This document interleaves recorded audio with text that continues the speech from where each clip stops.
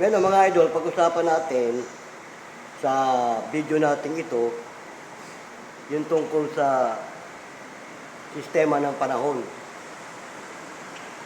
Kung matatandaan nyo mga idol, halos mag-isang linggo na itong sama ng panahon. At tila yata may ulan, may bagyo. Kaya nagdudulot ng sama ng panahon ang ating kalagayan. Kaya advice natin sa ating mga idol dyan, sa mga kayo pumaroon, huwag niyong kalilimutan magdala ng pananggalang sa ulan. Pangunahin dyan yung payong o yung kapote. Dahil siyempre, alam naman natin na yung ulan, pabigla-bigla. At yan, ang malakas magdala ng sakit. Dahil nga sa sistema ng pabago-bagong klima. Uulan, iinit, uulan. Kaya yan, halos isang linggo na to na panay ang ulan. Pero bago tayo magpatuloy, yan nyo muna, batiin ko kayo ng isang magandang umaga. Saan man kayong panig ng ating bansa naroon, mga idol, nawa ay nasa mabuti kayong kalagayan. Ngayon, dadako tayo sa ating mga balitang kutsero. Mapaiba naman tayo ng topic. Balitang kutsero tayo na may kahalong joke. Sabi nga, joke only. Ang unang paksa ng ating tatalakayin ay nauukol nga ito sa sistema ng panahon.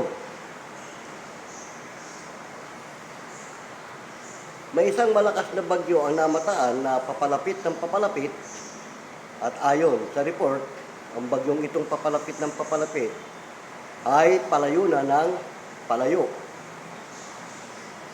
Samantala, dalawang kalbo naman ang nagsabunutan matapos silang magkaroon ng pagtatalo sa kanilang kwentuhan. Ayon sa pangyayari, kinantyawan di umano ng isang kalbo, yung kanyang kapwa kalbo, dahil bukod sa lubak-lubak ang ulo nito, tadtad ng peklat. Nagalit yung kalbo na pinipintasan at nagwala. Sinuntok niya yung kanyang kapwa kalbo na nagpinta sa kanya at nagalit din yung isang kalbo. Kapwa sila, nag-away na dalawa hanggang sa humantong sa suntukan. Nagsuntukan sila, hindi pa nakontento, nagsabunutan ang mga ito hanggang sa magkalagas-lagas ang kanilang mga balat sa ulo. Dumako naman tayo sa dalawang lumpo ang lumahok sa paligsahan sa track and field. Nanalo sa track and field yung dalawang lumpo laban doon sa mga hindi lumpo. Bakit? Sumakay ng sasakyan yung dalawang lumpo at inihatid sila sa finish line. Kaya sila nanalo. Samantala, dalawang bulag ang nagsuntukan matapos makapanood ng sine.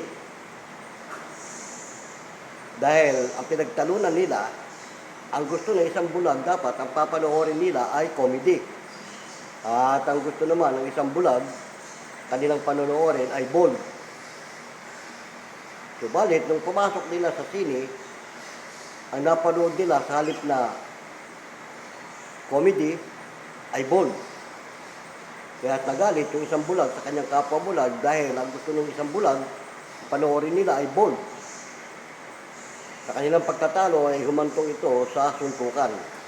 Sila ay nagsuntukan hanggang sa magkapasa-pasa ang kanilang mga mata.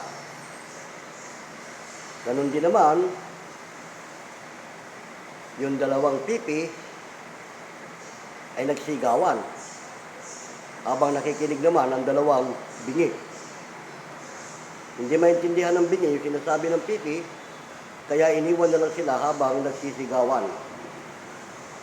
Yan ang maikli nating kwentong kutsero dito sa ating programa.